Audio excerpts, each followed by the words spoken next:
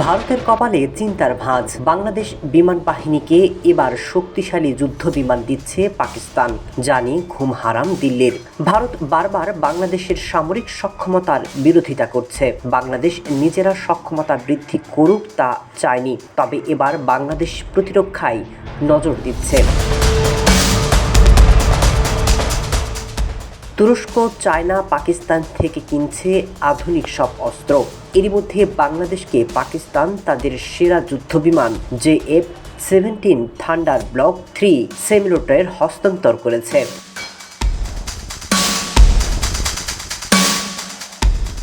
এদিকে দক্ষিণ এশিয়ার সামরিক ভারসাম্যে এটি একটি বড় ধরনের পরিবর্তনের সংকেত বলে ধারণা করছেন সামরিক বিশ্লেষকরা। শুধু তাই নয়, বাংলাদেশ বিমান বাহিনীকে প্রশিক্ষণ দিচ্ছে পাকিস্তান।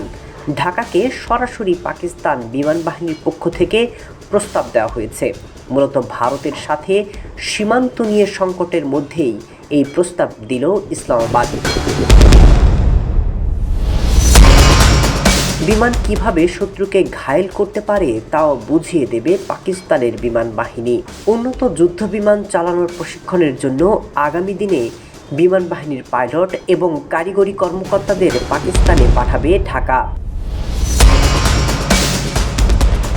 সেখানে অত্যাধুনিক জেট ওড়ানো, মাঝ আকাশের কসরত আর লড়াই, সব সামরিক বিমানের রক্ষণাবেক্ষণের প্রশিক্ষণ নেবেন তারা।